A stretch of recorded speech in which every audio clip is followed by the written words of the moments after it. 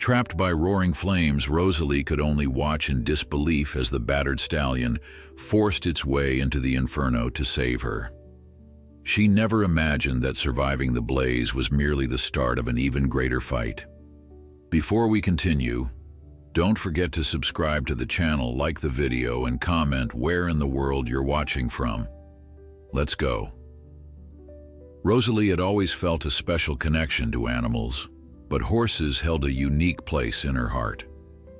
Growing up on the outskirts of a country town, she spent mornings feeding the neighbors' mares while her parents managed a small inn. Whenever Rosalie felt lonely, she wandered to Mr. Thompson's old stable, where she first met Comet, a gentle chestnut stallion with wise eyes.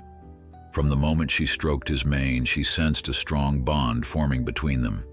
She would skip chores just to be near him, and Mr. Thompson, noticing her devotion, taught her how to groom and saddle Comet. The rancher hinted that Comet had once known hardship on a distant ranch. Somehow, that shared longing, Rosalie's search for belonging, and Comet's need for kindness, drew them together. No one could have predicted the disaster that would shatter Rosalie's peace. One late summer afternoon, a heat wave smothered the town, turning each breeze into a scorching gust. Travelers at the inn complained, and Rosalie's mother fanned herself ceaselessly. Feeling restless, Rosalie slipped out to see Comet. Though the stable was old, it withstood the dryness of August. She stroked Comet's neck, noticing his muscles tense as if sensing something. A strange hush settled. Birds took flight in frantic unison, and the usual hum of insects disappeared. It was as though nature itself held its breath, bracing for a looming threat. At dusk, a scream tore through the quiet. Heart-pounding, Rosalie sprinted toward the sound, spotting smoke twisting above rooftops. It was coming from the inn, her home. Fear electrified her limbs as she ran. Flames devoured the wooden structure, fueled by the sweltering heat. Neighbors arrived with buckets of water, shouting instructions, but the fire roared louder. Rosalie's eyes stung from the acrid smoke as she searched for her parents. Sparks rained down, and the inn's porch began to collapse, blocking the entrance. Someone shouted that her mother was trapped upstairs, but Rosalie couldn't see a way in. Overwhelmed by panic, Rosalie tried to charge through the front door, but was forced back by scorching heat. A neighbor pulled her away from falling embers. Tears blurred her vision. Then came a sudden uproar, Comet galloping wildly across the yard. Mr. Thompson chased after him, but Comet wouldn't stop. He reached Rosalie, clearly driven by her distress. She'd known him as calm, yet now he seemed fueled by a fierce determination. Comet reared up near the flaming porch, stamping down chunks of smoldering wood. Rosalie clung to his mane, inhaling thick smoke that seared her lungs. Neighbors watched, stunned by a horse running into a blaze to protect his friend. Inside, the smoke was suffocating. Rosalie heard her mother's cries upstairs and broke away from Comet, pressing a damp cloth over her mouth. The stairs groaned under her weight. Heat battered her from all sides as she found her mother behind a fallen table. Pulling her mother upright, she realized their way back was now blocked by flames. Downstairs, Comet snorted in agitation, refusing to leave. Neighbors outside hurled buckets of water, but the blaze only grew. Rosalie felt the floor quiver beneath her. Suddenly, Comet emerged at the top of the stairs, covered in soot, eyes blazing with resolve. How he found another path up was a mystery, but he nudged aside a half-burned door leading to a storage room. Past it, a boarded window was their only hope. Comet kicked at the boards until they splintered. Rosalie pushed her mother through the jagged opening, then followed, coughing as she hit the ground outside. Tremors ran through her body, relief mingling with terror. Neighbors helped her mother away while Rosalie spun around in panic. Comet hadn't followed. She saw his silhouette inside as though he was still checking for survivors. A flaming beam crashed from the ceiling, showering sparks in every direction. For a moment, Comet vanished behind a wall of smoke. Rosalie cried out, but her voice was lost in the chaos. Onlookers gasped, certain the heroic stallion would never escape. Seconds later, Comet burst through the collapsed frame, stumbling into the yard with singed fur and blistered skin. Rosalie ran to him, tears streaming as he swayed unsteadily. Despite his injuries, Comet dipped his head against her shoulder as though comforting her. A hush fell over the crowd, many kneeling in awe of the horse's courage. Days later, Rosalie sat beside Comet in Mr. Thompson's stable, tending to his burns. The inn had been reduced to cinders, yet both her parents survived. Her mother was weak, but alive. Rosalie couldn't shake the thought that Comet's bravery had saved more than just lives. It had awakened a new sense of wonder in everyone who saw it. Many visited the stable, offering help or simply standing at a distance, whispering about how a horse could show such devotion. Rosalie had no answers, only gratitude.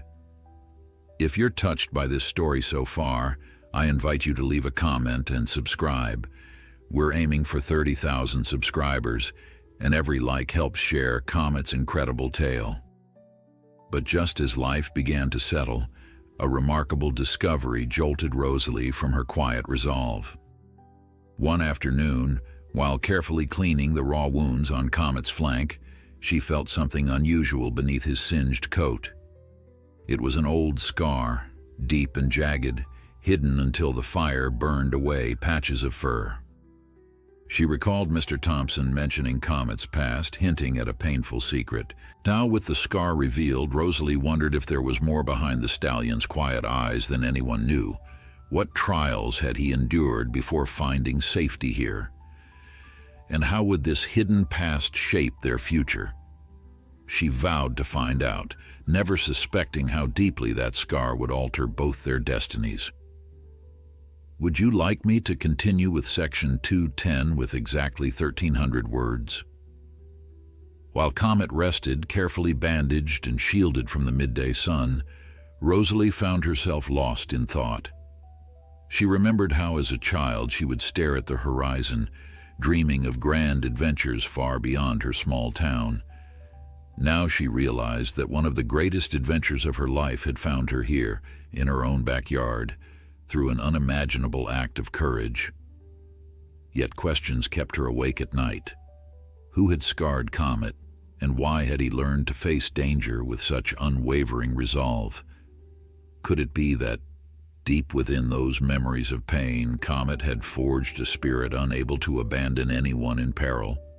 As Rosalie tended to his wounds, he would nuzzle her hand gently, offering an uncanny reassurance. Each day she resolved to dig deeper into Comet's past, sensing that his story held the power to change her own. Still, she had no idea how many twists and turns lay ahead. Local rumors began to swirl. Some said Comet had once belonged to a traveling circus, infamous for mistreating animals, while others whispered he'd been forced to race under brutal conditions. Mr. Thompson remained silent, only advising Rosalie to be patient. Whatever the truth, it seemed that Comet carried the weight of old wounds, both physical and emotional. Yet despite those hidden scars, he'd risked everything to save her from the flames. The townspeople, moved by the tale, came to see him bearing apples, carrots, and soft words of gratitude. Comet's heroic act sparked a wave of kindness, uniting neighbors who rarely spoke. Rosalie observed this transformation with awe, realizing that even a single act of bravery could light a spark of compassion across an entire community. Little did she know the mystery behind Comet's past would prove far more dangerous than she imagined, setting her on a path that would test her courage yet again. That evening, when the final embers of the charred inn had cooled, Rosalie stood in Mr. Thompson's stable, replaying rumors in her mind. The old rancher hovered in the doorway, arms crossed, silently studying her as she brushed Comet's mane. Comet's ears flicked in gentle acknowledgement of Rosalie's presence, as though sensing she was lost in worry. Though townspeople had been whispering about the horse's uncertain past, Rosalie still had few tangible answers. She only had her memories of the night he saved her life and the inexplicable scar beneath his coat. "You've heard the gossip," Mr. Thompson said, stepping forward. I imagine you want the truth." Rosalie paused mid-brush, heart pounding at the possibility that he knew more than he had let on. In the flickering lantern light, Mr. Thompson's lined face appeared somber. She recalled the day he'd first hinted that Comet came from a bad situation, but she'd been too preoccupied to pry. Now, curiosity and gratitude drove her to learn everything she could. The horse nickered softly, as if urging Mr. Thompson to continue. "Comet arrived in town almost 3 years ago," the rancher said at last. "I wasn't his original owner.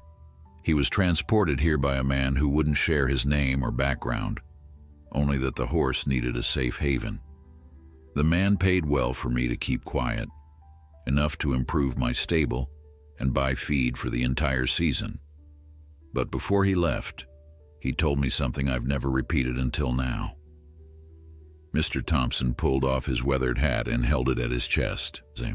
He claimed Comet had been forced into dangerous stunts on a traveling show circuit, that the horse nearly died more than once. Then, as soon as Comet was healthy enough to stand, the stranger vanished, leaving the animal behind. "I've never seen a horse so fearful of quick movements or sudden noises." Rosalie's grip tightened on the brush. She imagined Comet's wide brown eyes reflecting nights of pain, the brand of some traveling trainer who cared more about money than the animals in his charge. She ran her fingers over Comet's scar, thinking of the whipping branches of a circus whip or shackles that might have cut him. Her heart ached, imagining how cruelty had overshadowed his early life. "He's never shown aggression," she said softly, "only caution. And then he risked everything to save me. It's almost like he recognized the same fear he once felt." Mr. Thompson nodded in agreement. "I've cared for plenty of horses, Rosalie, but Comet's different. When that man left him, I worried the horse would never trust another human. It took me months just to approach him without spooking him. Then you appeared one day, not hesitant in the slightest, and he let you stroke his nose. I've never seen him let down his guard so fast." He gave her a measured look.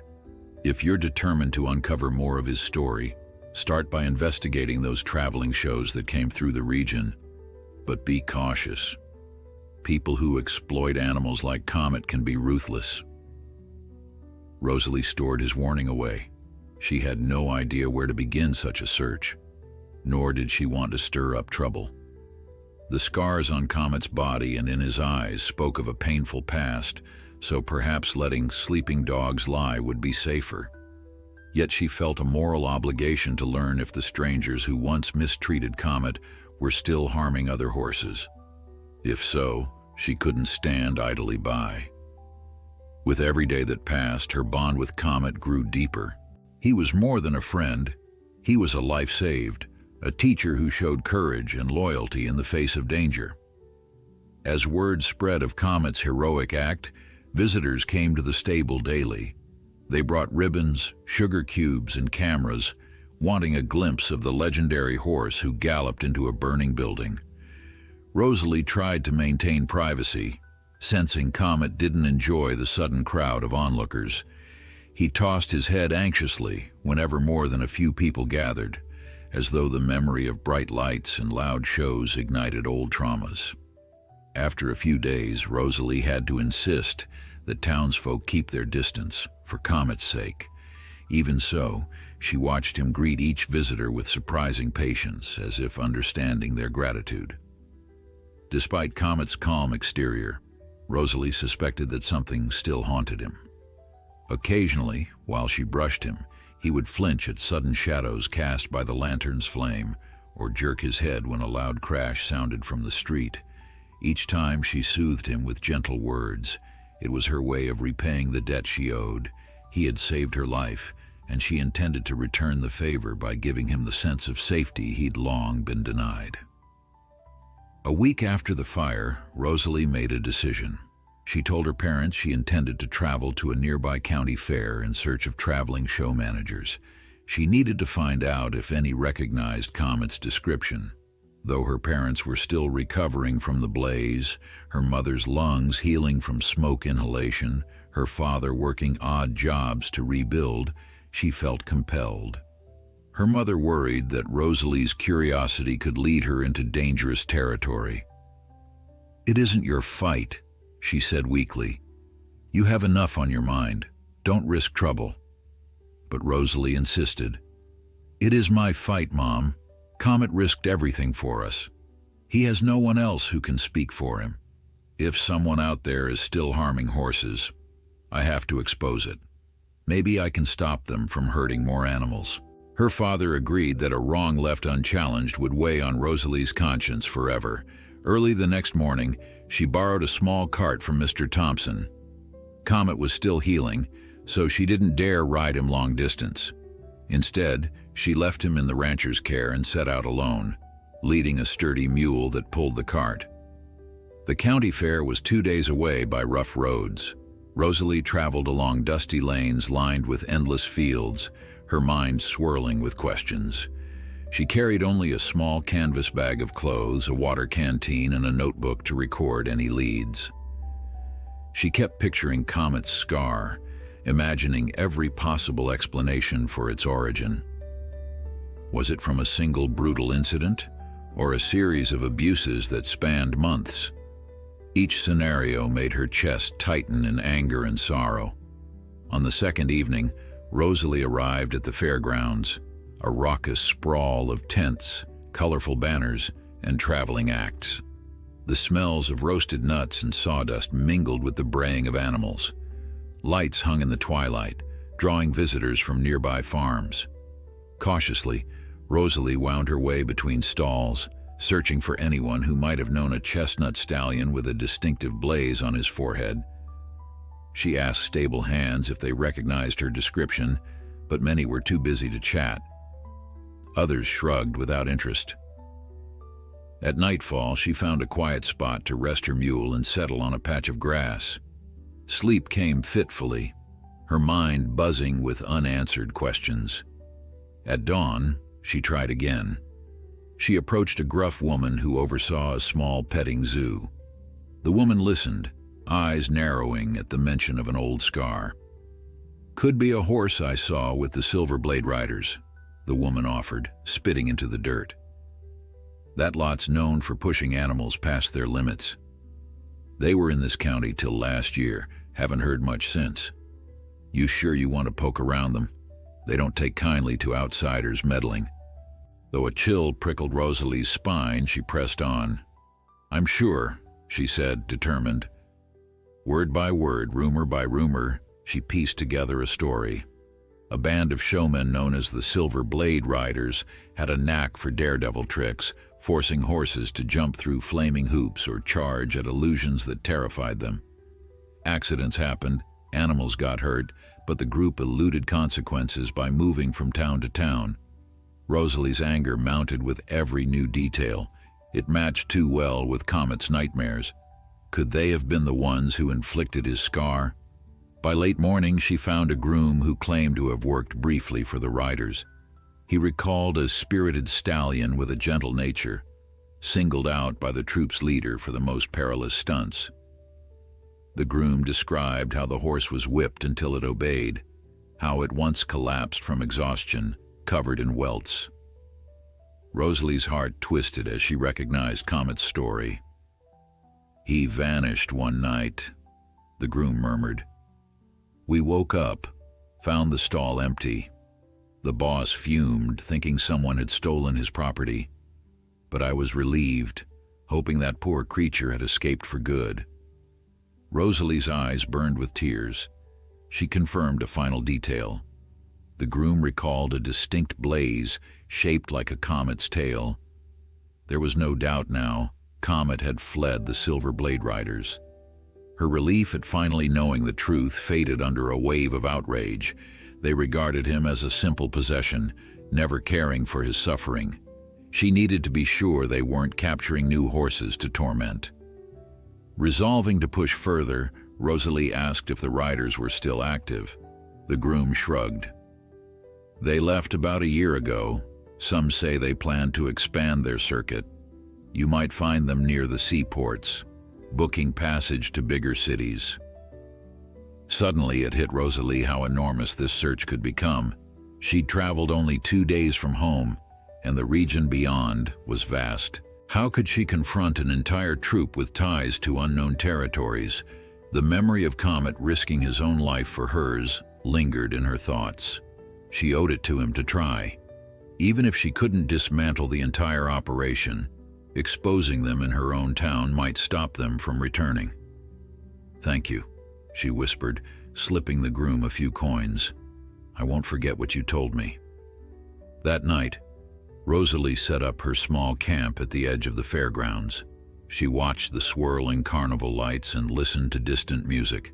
Her heart was heavy with the knowledge she now carried, yet a quiet determination rose within her. Comet was safe at Mr. Thompson's stable. She took comfort in that. But how many other horses were out there alone and terrified at the mercy of the Silver Blade Riders? Closing her eyes, Rosalie pictured Comet's warm gaze, the subtle shift of his ears whenever she whispered his name. She made a vow then and there. She would protect him and any others still caught in the rider's cruel grip. Tomorrow, she would head home, share what she learned with Mr. Thompson and her parents, and prepare for the next step. No matter the danger, she wouldn't abandon Comet's cause. Rosalie woke before dawn, a restless ache in her body after 2 nights sleeping under the stars. She doused her small campfire and coaxed the mule into motion, preparing for the long trek home. Though part of her felt triumphant, she finally knew who had once tormented Comet. Another part was uneasy. The Silver Blade Riders were ruthless, traveling wherever crowds and money awaited. If they discovered Comet was still alive, they might return with a vengeance. Rosalie shivered, imagining how those callous showmen would react if they learned she had pried into their past. For now, she needed to hurry back to Mr. Thompson's ranch and share her findings. Keeping Comet safe was her foremost duty. Daylight revealed the country road in its harsh reality, dusty, rutted, and winding through endless farmland. Farmers waved from distant fields. A few travelers passed by, nodding politely, but Rosalie kept conversations brief. She sensed the weight of responsibility pressing on her, a feeling that each hour wasted could mean lost opportunities to protect Comet and other horses like him.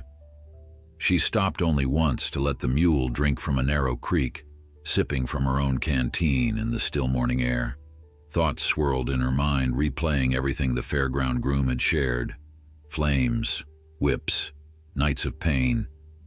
It pained her to imagine Comet cowering under brutal hands, forced to perform stunts for jeering crowds. By late afternoon, she recognized a familiar stone landmark, an old boundary marker for her town's outskirts. Relief flooded her. Soon, she would see the farmland she knew so well, the fields that stretched behind the inn's rubble, and then, finally, Mr. Thompson's stable. Her father had promised to keep working on rebuilding the inn's foundation while her mother recovered. Perhaps the neighbors had pitched in too. The tragedy of the fire, though devastating, had knitted the community together in a shared sense of compassion. When she arrived, her parents were waiting outside a small shed they now used as temporary lodging.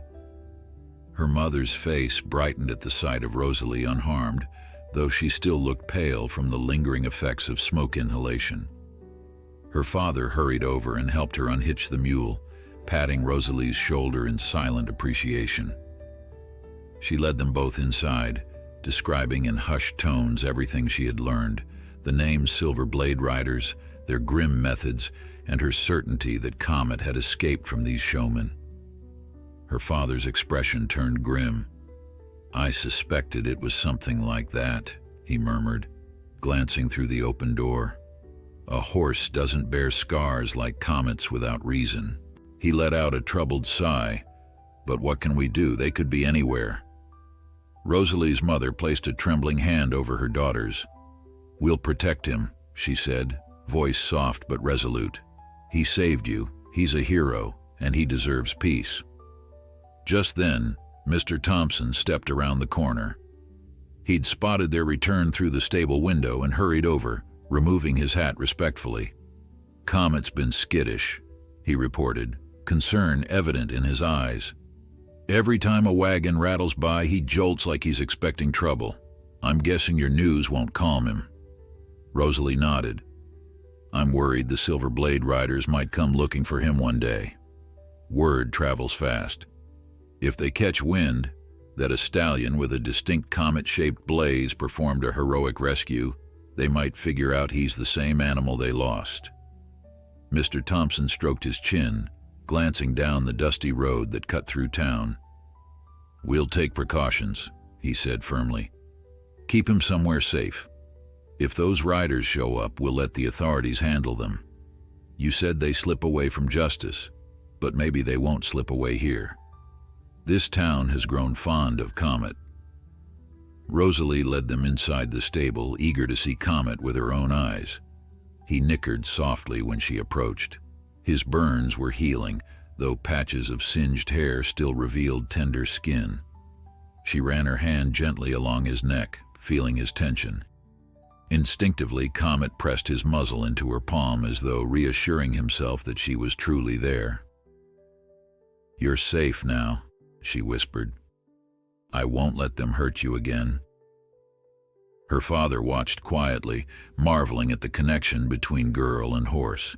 It was rare, even in a place where animals were cherished. Rosalie's mother, leaning on a wooden post for balance, exhaled a shaky breath. "Your father and I are staying in the caretaker's cottage for now," she told Rosalie. "We'll be close enough to help Mr. Thompson if anything unusual happens." In the following days, life adopted a fragile rhythm. With the inn in ruins, Rosalie's parents focused on clearing debris and laying a new foundation. Mr. Thompson's ranch hands built a makeshift pen behind the stable for Comet, giving him a more secluded space. Rosalie spent hours each morning at his side, grooming him, feeding him oats laced with healing herbs, and speaking in a soothing voice about everything and nothing. The unspoken question that hovered in the air was whether the Silver Blade Riders would soon appear in search of their lost property. Rosalie also found herself wondering if there might be other horses needing rescue. The groom from the fair had hinted that not all animals escaped. The thought weighed on her heart. She and Mr. Thompson discussed it at length, huddling over a lantern once the sun set. "We can't chase them across the country," Rosalie admitted, fiddling with the worn brim of Mr. Thompson's extra hat. "But if they ever come near our town, we should be prepared," the old rancher agreed. "I've got a few friends in neighboring areas," he said. "We'll spread the word that if anyone sees these showmen, they should send a message. If the Silver Blade Riders try to set up near here, folks will raise the alarm." A semblance of peace returned as days slipped into weeks without incident. Each sunrise, Rosalie felt gratitude to see Comet's steady improvement. He moved with more confidence, and sometimes she led him around the property, letting him graze in the tall grass beyond the barn. Townspeople continued to drop by with apples or lumps of sugar, though Rosalie had to be mindful of his diet as his burns healed. Children squealed with delight if they managed to glimpse the heroic horse from afar. Comet tolerated them in small doses, but it was clear that large crowds still made him anxious. One crisp morning, with autumn breezes bringing relief from the searing summer, Rosalie decided to saddle Comet for the first time since the fire. Though concerned about his lingering injuries, she felt it might lift his spirits to walk out into the fields. Mr. Thompson supervised, glancing at the horse's flank to ensure the burns had fully scabbed over. Satisfied, he nodded for Rosalie to proceed. Carefully, she placed a lightweight blanket beneath the saddle, wincing when Comet flinched. He soon relaxed, however, allowing her to finish. Then, in a moment that felt strangely solemn, Rosalie climbed up. The stable hands paused their work to watch. Mr. Thompson stood by with a lead rope, prepared to intervene if Comet panicked. Instead, the stallion exhaled calmly as if to say, "Go on, I'm ready." Rosalie guided him out of the barn, across a stretch of pasture behind the stable, letting him pick a gentle pace. She felt every muscle in his back shift, sensing the residual stiffness. Yet he proceeded without any signs of fear, no sign that he associated being ridden with the cruelty of his past. Tears pricked at her eyes. This was the horse who had once been prodded through flames for a crowd's amusement. Here he was, walking under a bright sky, breezes lifting his mane, free from the horrors he'd endured. And Rosalie, filled with awe, realized they were forging a new chapter of trust. The triumph of riding Comet again, even at a slow walk, felt like a promise of healing for both of them. After about 10 minutes, Comet's ears perked at a noise in the distance. Rosalie's heartbeat quickened, expecting him to startle. Instead, he merely turned his head, scanning the fence line where a delivery wagon clattered by. Mr. Thompson, trailing a few steps behind, gave an encouraging smile. "He's learning the difference between a normal commotion and a threat," the old man said. "Not every sound means danger now." They continued a few more laps before Rosalie dismounted. She ran her hand along Comet's side, grateful to see no reopened wounds. Mr. Thompson patted the horse's neck. "You both did well," he said softly. Rosalie felt a wave of pride, secure in the knowledge that Comet was reclaiming the simple joys a horse deserved: open skies, gentle exercise, freedom from dread.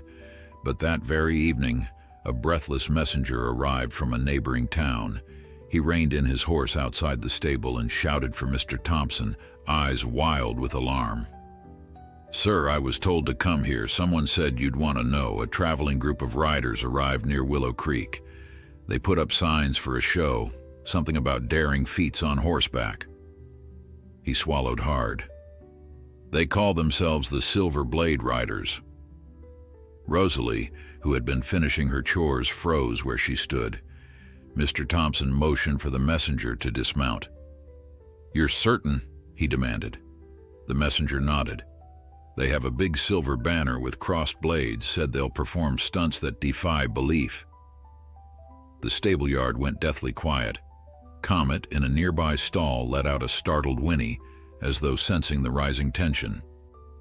Rosalie stared at Mr. Thompson. She recalled every harrowing detail from her trip, the cruelty described by the fairground groom, the agony etched into Comet's scar. It was happening. The Silver Blade Riders were dangerously close. Mr. Thompson thanked the messenger and sent him on his way with a warm meal. Then he turned to Rosalie, voice thick with worry. "They're just a few miles away. We can't let them catch wind of Comet. If they do, they'll stop at nothing to claim him as their property." Rosalie's hands shook with anger. "We have to warn everyone. They can't be allowed to set up their show here. Too many innocent animals could be at risk, not to mention Comet." She paused, heart thudding. "But how do we stop them? They've evaded authorities before." In the fading light, Mr. Thompson's expression hardened. "We won't face them alone. Tomorrow we'll gather the townspeople, explain who the Silver Blade Riders really are. If enough of us stand against them, maybe we can force them to leave." He glanced at Comet's stall. "But we'd best hide that horse somewhere they'll never think to look." A fierce resolve blazed in Rosalie's eyes. She remembered Comet's selfless charge into the flames. It was her turn to fight for him. Even if fear raged inside her, she would not abandon the horse who saved her life. At daybreak, Rosalie stepped out of the stable to find the sky tinged with pale orange. She barely slept, pacing her small room, turning over strategies for keeping Comet safe from the Silver Blade Riders. A cool breeze ruffled her hair as she gazed down the road, already anticipating wagons or strangers in dusty cloaks. She had warned her parents and Mr. Thompson that these were no ordinary travelers, but the question nagging at all of them was, what next? Her father emerged from behind the barn, shovel in hand. He'd been clearing debris since dawn to keep busy, but Rosalie knew he shared her anxiety. He paused, looking at her with a tired smile. "We'll hold a meeting at midday," he said. Mr. Thompson already sent messages to every household within a few miles. People need to know exactly who's trying to perform at Willow Creek. Rosalie reached for Comet's halter, giving it a nervous tug. "What about Comet in the meantime? I can't just leave him in the stable. If the Silver Blade Riders decide to scout the town, they might see him." Her father frowned. "Maybe it's better to hide him beyond the orchard near the creek bed. The old caretaker's hut stands empty. No one goes there anymore." She recalled the abandoned hut tucked among twisted oaks by the water. Thick vines draped its crumbling walls, and only a narrow trail led to its door. It was ideal for concealing a horse. "Yes," she agreed softly. "I'll bring feed and blankets. We can keep watch and take shifts caring for him." Before dawn's glow faded, Rosalie saddled Comet. Though he was still building stamina, he moved with renewed confidence since his successful ride the previous day. As they set out across the orchard, the dew-soaked grass muffled his hoofbeats. Here, the scent of ripe fruit mingled with moist earth, and low branches formed a leafy archway overhead. The hush soothed them both. Now and again, a branch snapped beneath Comet's hooves, but he didn't startle as he once might have. Rosalie's mind flicked to the notion that perhaps he was braver than she could ever be. They reached the caretaker's hut, crouched among tangled vines that clung to its walls. The roof looked intact, enough to shield Comet from rain or prying eyes. A single window faced the creek, and a rusted lantern hung from the doorway. Rosalie dismounted and led him inside. The air smelled of stale leaves, but there was ample space to move around. She laid out fresh hay in the corner and unwrapped the small bundle of oats she'd carried. Comet sniffed the ground, seeming puzzled by the musty darkness. Finally, he lowered his muzzle to the oats and took a few tentative bites. "Safe for now," Rosalie murmured. She stroked his neck, breathing in relief. "I'll be back soon, I promise." Comet nickered softly, pressing his nose to her arm. She smiled, touched by his trust. After tying him to a secure post, she checked the area one last time. The orchard's dense foliage offered excellent cover. Someone would have to know exactly where to look to find him. Satisfied, she hurried toward town. By midday, villagers and farmers were gathering in the open square where market stalls typically stood. Men in broad-brimmed hats, women cradling baskets, and even curious children circled around Mr. Thompson. Rosalie found her mother seated on a bench, coughing occasionally from her lingering lung irritation. Her father stood by her, arms folded, scanning the crowd. Once a critical mass of neighbors had arrived, Mr. Thompson cleared his throat, raising a hand to quiet the murmurs. "All of you know about Comet, the horse who saved Rosalie's life," he began, voice echoing in the still air. A hush fell. "What you may not know is that he once belonged to a group of riders who abuse animals for profit. They call themselves the Silver Blade Riders, and they're now near Willow Creek, hoping to put on a show." Anxious whispers rippled through the crowd. A few voices rose with questions. "Are they really so dangerous?" one woman asked. "We've seen traveling performers before. Couldn't we just ignore them?" Rosalie stepped forward, summoning her courage. "No, we can't ignore them. Their stunts involve tormenting horses. Some of you might remember hearing about acts where animals run through fire or are struck with whips if they disobey. That's who we're dealing with. They nearly destroyed Comet before he escaped." Her words provoked startled gasps. One older farmer shook his head. "We won't let them treat God's creatures like that," he muttered. Mr. Thompson nodded. "Exactly. But these people are sly. If we confront them without planning, they'll slip away. We must show them that our town won't tolerate their cruelty. Perhaps we can gather at Willow Creek as a unified presence and demand they pack up. We'll need plenty of witnesses so they can't claim innocence." The local blacksmith, a broad-shouldered man named Byrne, raised a hand. And if they refuse, if they try to force their way with threats? A taut silence followed. Rosalie watched worried faces. She remembered that, according to the fairground groom, these riders avoided direct confrontation when outnumbered. Still, the risk was real. Her father cleared his throat. "We outnumber them if we stand together. We'll bring evidence, Comet's scars and the story of how he came to us. Show them we know the truth.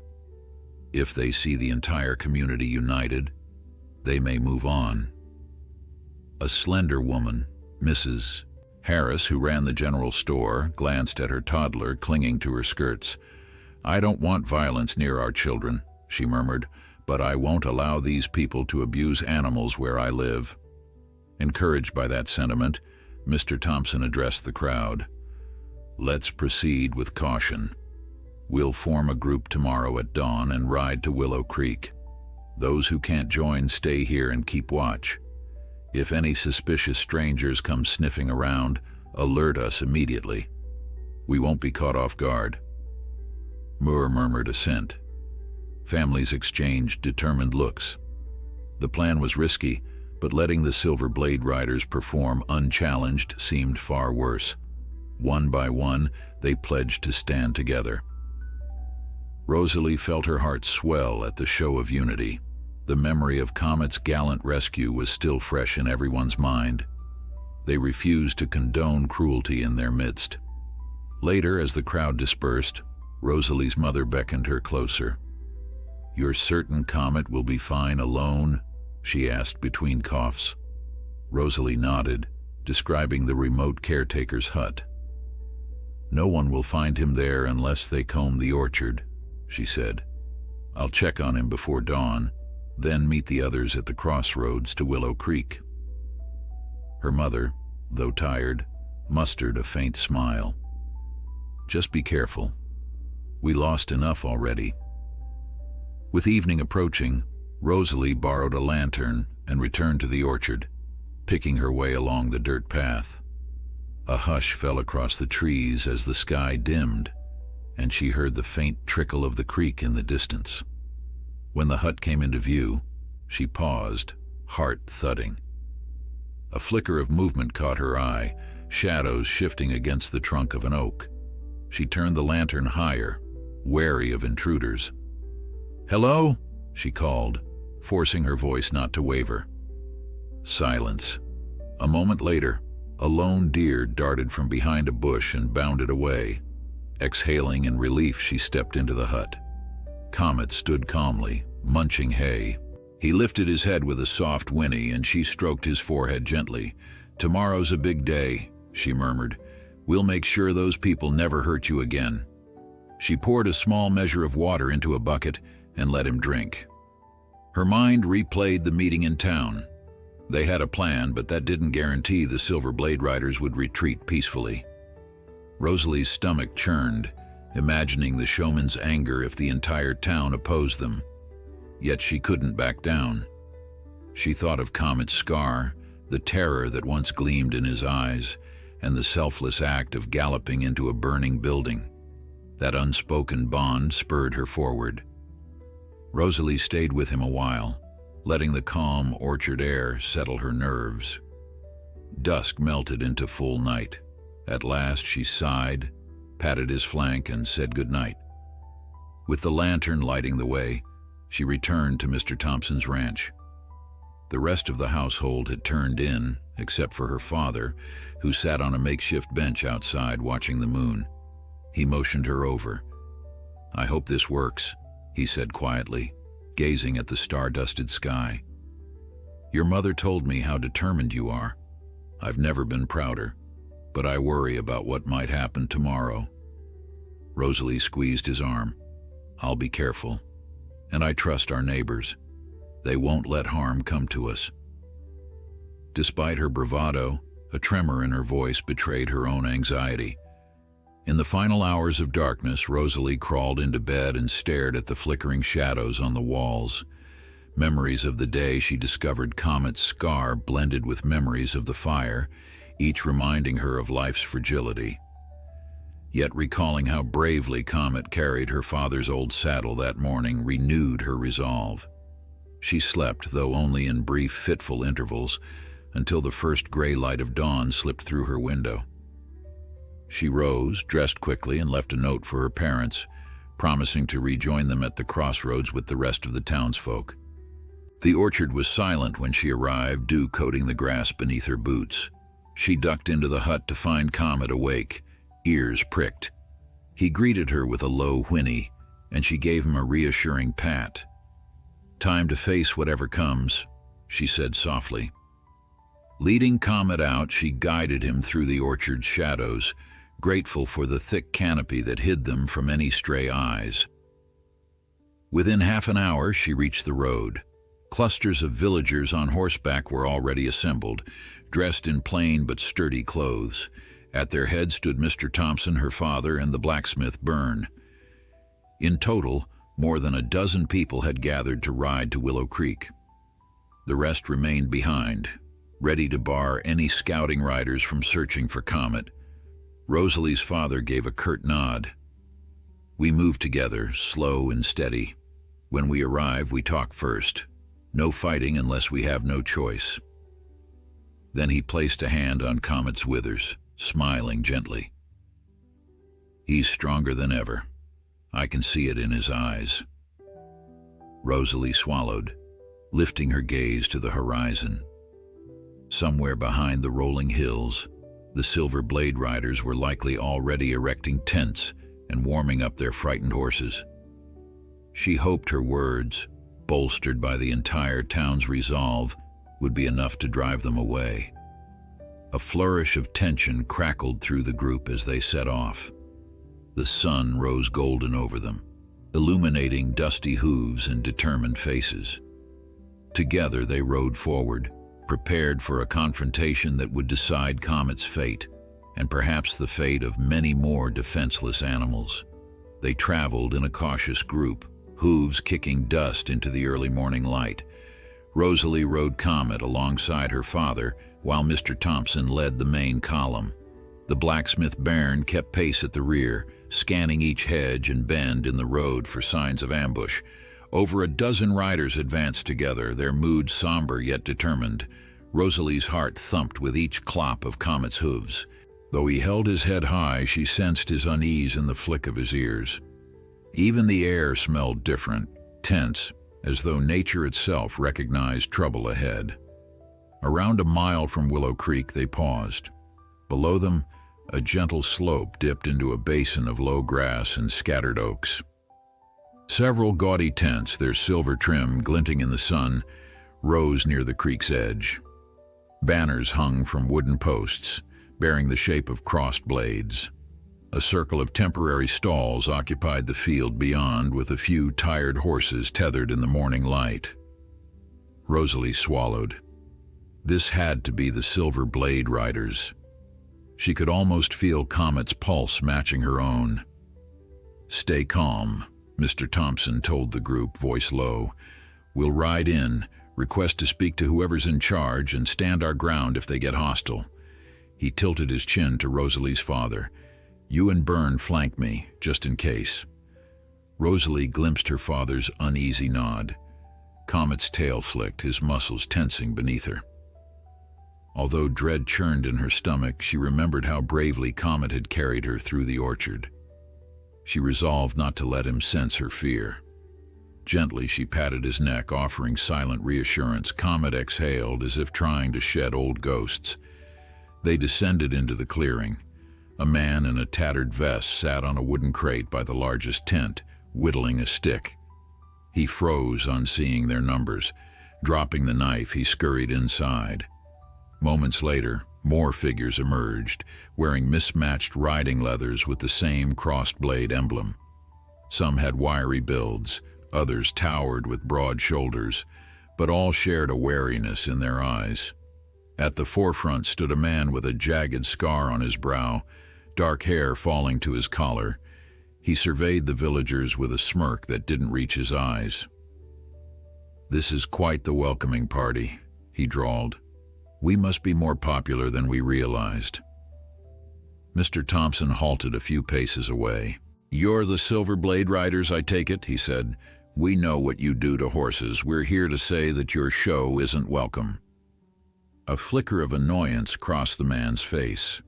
Behind him, a handful of riders exchanged glances. Some fiddled with the reins of the horses they held, while others simply stared. Finally, the leader gave a mock bow. "I'm Rowan Cole," he said, ignoring the tension. "You've heard about us, then? Mind enlightening me as to why we're not welcome? We're just entertainers." "You push horses into inhumane stunts," Mr. Thompson retorted. "Flames, dangerous leaps, beatings when they don't obey. Our people won't stand for that." Rowan's smirk hardened. "That's so? You've got proof or just rumors?" His gaze drifted among the riders until settling on Rosalie and Comet. She stiffened, holding Comet's reins tight. A shadow of recognition flickered in Rowan's eyes, but he masked it quickly. "Who's that fine-looking stallion you're riding, miss?" he asked, voice silky. "Looks like he's seen a few scrapes." Rosalie's stomach twisted. She forced herself to speak. "He's no concern of yours. What matters is how you and your people torture horses. We know about your cruelty, and we're telling you to leave Willow Creek now." Rowan lifted his hands in feigned surrender. "Cruelty? We simply train animals to do extraordinary feats. If your townsfolk don't like our brand of excitement, they can stay away. We'll be out of your hair in a week anyway." He cast a lazy glance over his shoulder, where the tent stood in defiance of any protest. "We've already staked our claim for a show tonight." Murmurs rippled through Rosalie's group. More men and women from the Silver Blade Riders drifted into the open. One led a nervous bay horse with sweat-darkened flanks. Rosalie noticed the welts along its hindquarters. It blinked fearfully, tail swishing in agitation.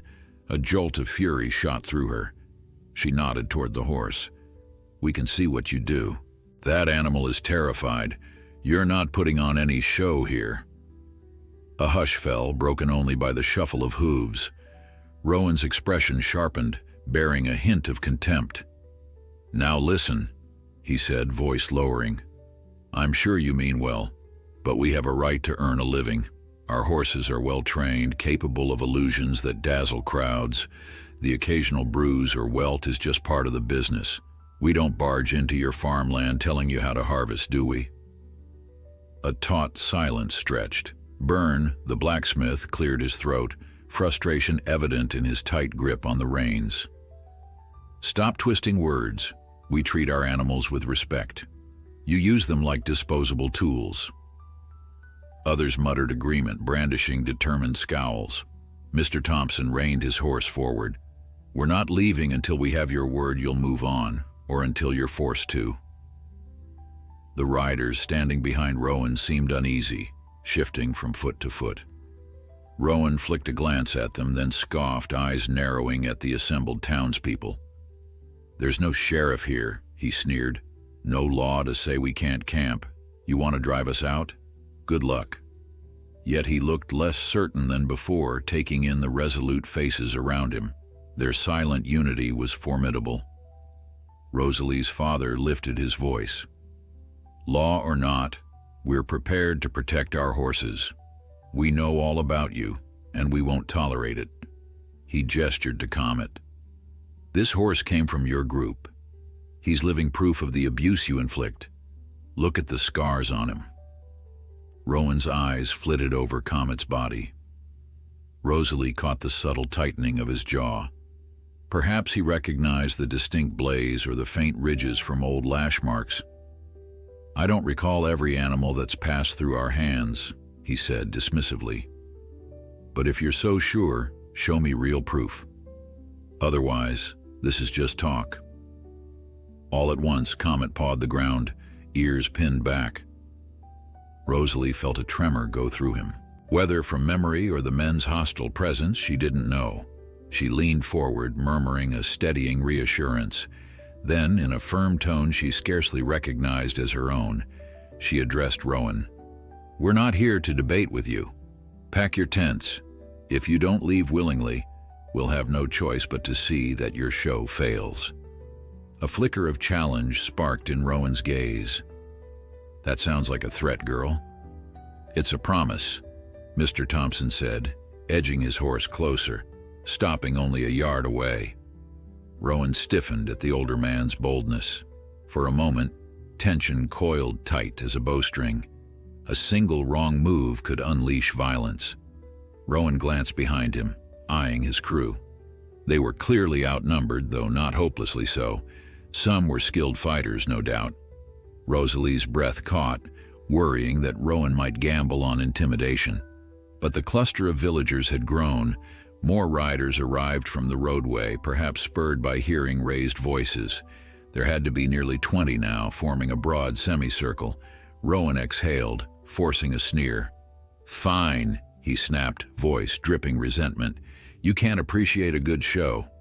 We'll tear down the tents. We'll leave by tomorrow." He shot a look at his subordinates. "But I expect a refund from your local vendors if we're not performing. Let them know that." "We don't owe you anything," Byrne retorted.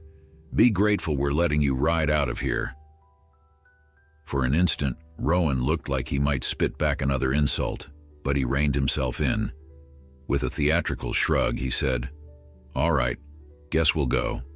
I hope your town thrives on boredom." Then he gestured for his people to return to the tents. Mr. Thompson motioned to Rosalie's father and Byrne. "Make sure they pack," he murmured. The two men rode closer, intent on watching the riders gather supplies. Rosalie remained in place, Comet snorting uneasily. Something in Rowan's posture felt wrong, too casual, too quick. She caught him sending a sidelong glance at her and Comet, eyes still harboring suspicion or recognition. As the Silver Blade riders began dismantling their campsite, Rowan turned, approaching her at a slow walk. Comet's ears flicked back in alarm, but Rosalie steadied him. Rowan stopped a few steps away, letting the rest of his group move around him. "That's a fine stallion," he said quietly. "Would have fetched a high price in the city." His gaze shifted to Comet's scar. "We once lost a chestnut with a similar mark. Cost us a fortune when he ran off. We never did find him. Or the stable hand who vanished that night either." Rosalie refused to be intimidated. "He's not yours," she said, meeting Rowan's gaze. "And he never will be." An edge crept into Rowan's voice. "I trust you'll keep him safe." He glanced over his shoulder, as though to ensure no one else overheard. "But if he were mine, and if I learned some meddling town had stolen him, why, I might not leave quietly. Especially if I suspected that horse could bring me profit someday." Anger flared in Rosalie's chest. "We didn't steal him. You tortured him. He escaped on his own. That's the end of it." Rowan's eyes glittered. "You think so?" Then, with a mocking tip of his head, he turned and walked back to the tents. Rosalie clenched the reins, fighting a whirlpool of fear and fury. Even if the Silver Blade riders took down their banners now, Rowan's parting words hinted that they might return or exact revenge in some sneaky way. She watched them busy themselves with ropes and poles, the clang of metal stakes filling the air. Her father and Byrne circled warily, ensuring none tried to vanish into the woods. Mr. Thompson remained near her, noticing her distressed expression. "You all right?" he asked softly. She forced herself to exhale. "They'll leave," she said. "But I'm not sure we've seen the last of them." He nodded, eyes serious. "We'll stay vigilant. As for Comet, keep him hidden until we know they're truly gone." Rosalie stroked Comet's mane, willing her racing heart to calm. They had won this round, but she couldn't shake the sense that Rowan recognized Comet. Worse still, he might be plotting how to reclaim the horse he considered stolen property. The villagers had shown unity today, but how long could that protection last? Soon the tents came down, and wagons were loaded. The riders led their battered horses away, some limping from fresh injuries. Rosalie's stomach knotted at the sight of those animals being dragged along. Still, she reminded herself that at least they had foiled a show, preventing the crowd from witnessing more cruelty. One small victory, but enough for now. She guided Comet to follow the group at a safe distance, ensuring they truly left Willow Creek. Rowan's eyes lingered on her once more, sending a chill down her spine. Then, with a crack of a whip, his wagon rolled off. As dust settled on the empty clearing, Rosalie turned Comet away. The villagers exchanged hopeful glances, relief blooming in some faces. Yet an unspoken fear lingered. The Silver Blade Riders would not likely forget this humiliation. She looked toward the horizon, where the wagons receded. Clutching the reins, she wondered how long this fragile peace would hold. The moment the Silver Blade Riders vanished from view, a collective exhale rippled among the townspeople. Some dismounted to hug one another, others simply stood in silence, absorbing the magnitude of what had just occurred. Though the tents and banners were gone, Rosalie felt a lingering chill, as if the force behind those cruel stunts had left its imprint in the very soil. Comet pawed at the grass, shifting under her. He seemed to sense her unease, his ears half swiveled back, awaiting her next move.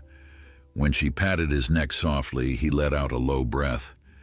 Mr. Thompson rode up beside them. "I'd call that a victory, but I don't trust they'll stay gone," he murmured, removing his hat to wipe sweat from his brow. "Still, we forced their hand. That's more than many towns accomplish." Byrne, the blacksmith, approached next.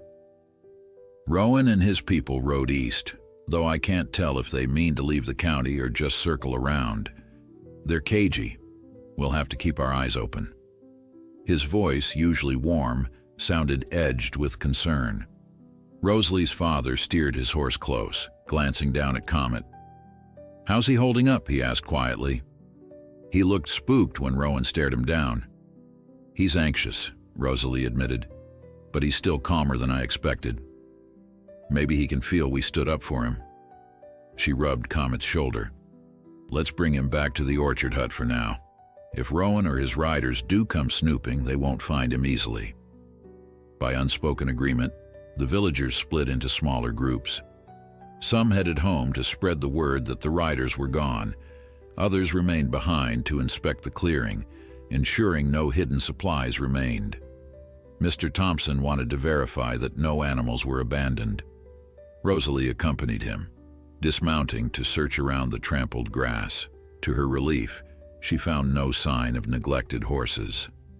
Small mercies, she thought. Once convinced no immediate danger lingered, Rosalie led Comet back up the slope. She felt a mixture of triumph and dread, triumphant that the town had stood united, dreading whatever revenge Rowan might plot. The morning sun rose higher, bathing the orchard in a golden glow. The caretaker's hut stood as they'd left it, vines curling around its roof. Rosalie dismounted carefully, guiding Comet inside. After checking his feed and water, she let him rest. She slipped out into the orchard and found her father there, gazing over rows of fruit trees. He seemed lost in thought. When she joined him, he spoke in a hushed voice. "I never considered us a vengeful town. I prefer peaceful ways. But what if Rowan tries to snatch Comet in the dead of night? What if they return with more men?" Rosalie picked at a leaf, her stomach twisting. "We'll protect him. If it comes to it, we'll rally everyone again. But we can't live in constant fear. Let's hope Rowan values his own safety enough to keep riding." Her father sighed. "I suppose so. Still, I'll be checking every stranger who wanders into town from now on." Throughout the afternoon, people visited Mr. Thompson's ranch, each anxious to hear the final details of the confrontation. Word spread of how Rowan had faced Rosalie, recognized Comet, and backed down only under the collective stand. Folks congratulated her bravery, though she felt uneasy, recalling Rowan's unsettling gaze and cryptic parting words. She politely thanked them, then quietly excused herself to sit by Comet, preferring the horse's calm presence to the swirl of rumors. While Comet grazed near the hut, Rosalie lay on the grass. Sunbeams warmed her face, but tension coiled in her muscles. She couldn't stop replaying Rowan's insinuation that Comet was a lost asset worth money, something stolen. Her mind conjured images of Rowan creeping through the orchard at midnight, a rope in hand, determined to reclaim what he considered his property. She pressed her cheek against Comet's neck, inhaling the familiar scent of hay. "I won't let them take you," she whispered, a vow quietly sealed between them. Night fell without incident. The next day dawned bright, and Mr. Thompson's ranch resumed a semblance of routine. Horses needed feeding, fields had to be mended, and with the inn destroyed, Rosalie's parents continued their labor on a new foundation. A group of helpful neighbors joined in, hammering and clearing rubble. Rosalie felt proud of the kindness that infused each gesture. Even old Mr. Vargas, normally grumpy, donated spare wood. The shared effort was a testament to the unity sparked by Comet's rescue. By midday, exhaustion weighed on everyone. Rosalie helped carry beams, though her thoughts often drifted to the orchard. She wondered if Comet grew lonely out there. She resolved to walk him later around the perimeter for light exercise, as long as the coast seemed clear. Even so, she kept a watchful eye on passing wagons, flinching if an unfamiliar figure trotted too slowly along the road. Late that afternoon, she led Comet to a stretch of pasture behind the orchard, letting him nibble fresh grass. She strolled beside him, admiring the way his coat gleamed in the sun. The burns he'd suffered in the fire had mostly healed, though patches of hair had grown in differently. His scar remained, a lasting reminder of cruelty he once endured. Yet Rosalie took comfort in seeing him lift his head proudly, as though forging a new life free from those who wronged him. She was lost in these thoughts when Comet's ears perked. He stopped chewing, nostrils flaring. Alarmed, Rosalie turned to see a figure slipping between the orchard's rows. At first, she tensed, expecting Rowan. But as the stranger drew closer, she noticed a tall, willowy woman in faded riding clothes, hands raised cautiously. Her hair was pulled back in a loose braid, and she approached with a slow, unthreatening gait. "Easy now," the woman called softly. "I'm not here to harm you. My name's Lily. I was with the Silver Blade Riders, but I left them. May I speak with you?" Rosalie felt her breath catch. She tightened her hold on Comet's reins, scanning the orchard to ensure the woman was alone. "You were with them?" she asked. "What do you want?" Lily stopped several steps away, clearly wary of startling the horse. Her gaze flicked over Comet, recognition filling her eyes. "I knew him," she said quietly. "We called him Blaze. I was the one who fed him on nights the others forgot. I'd slip him extra oats so he wouldn't collapse." Rosalie's heart thumped. "So you admit you were part of their cruelty?" Eyes downcast, Lily shook her head. "I never heard him. I hated how they ran things. I only stayed because I had no money, nowhere to go. Eventually I ran away. Rowan's a dangerous man." She lifted her chin, voice trembling. "He doesn't forget slights. If he told you he'd leave, he might, but I doubt it. He's cunning. I suspect he'll wait until you let your guard down." Comet snorted, as if backing Lily's warning. Rosalie studied the woman's thin frame and tired expression. She seemed sincere, no trace of an attempt to trick them. Yet caution remained essential. "Why come here? Why now?" Rosalie asked, glancing around anxiously. "I heard about the confrontation," Lily said. "Word travels fast through these parts. If Rowan recognized Blaze, your Comet, I guarantee he's plotting. He might be looking for a buyer, or he might want to punish you all for humiliating him. I thought you deserved a warning." She exhaled. "I can't stay long. If Rowan learns I'm nearby, he'll come after me. But I needed to tell you. Be ready." A cold knot formed in Rosalie's stomach. Does he have more men? Could he try to attack the town outright? Her mind raced, imagining the chaos if they returned armed and vengeful. Lily shook her head. He only invests in big fights if there's a fortune to gain, but reclaiming a prize stallion might be motivation enough. She studied Comet's flank with a look of sorrow. "I'm sorry I didn't do more. He was so gentle, and he suffered worse than most because they thought him special." Rosalie's anger melted into empathy. Lily's regret was palpable. "Thank you for telling me," she said quietly. "Does Rowan have a pattern? Some tactic we can anticipate?" "Usually he waits until folks relax, maybe a week or two. Then he sends a scout at night to gauge security. If they see an opportunity, they'll act quickly. If not, they slink away to find easier targets." Lily glanced over her shoulder as if expecting to be followed. "I'm leaving this region, trying to start fresh in a faraway county, but my conscience wouldn't rest if I didn't warn you." Rosalie nodded. Comet bobbed his head as well, seemingly attuned to the tension. "I appreciate it," Rosalie said. "We'll tell the others and keep watch." Lily offered a sad smile. "He's lucky, you know, to have found someone who cares. Take care of him." With a final look at Comet, she retreated into the orchard's shadows, vanishing between the rows. For a moment, Rosalie just stood there, wind rustling the leaves. 1,000 questions pressed at her mind. Should she follow Lily to learn more details? Should she sound an alarm in the village right now? Her heart hammered, recalling Rowan's glare. Lily's warning felt too real to ignore. Gently, she patted Comet, guiding him back to the caretaker's hut, carefully scanning each tree in case someone else lurked. Once Comet was settled, Rosalie raced to find Mr. Thompson. She located him by the barn, repairing a broken gate hinge. "We've got trouble," she blurted, breathless. "A woman from the Silver Blade Riders found me. She said Rowan's not done. He'll wait and then try to seize Comet." Mr. Thompson set his hammer aside, his expression darkened. "We suspected as much," he said, voice grim. "If she's telling the truth, we can't drop our guard. Let's call another gathering tonight. We'll rotate watch shifts around the orchard. Rowan won't catch us napping." Rosalie nodded fervently. Relief mingled with apprehension. Part of her hoped Lily's caution was unfounded, but her instincts insisted otherwise.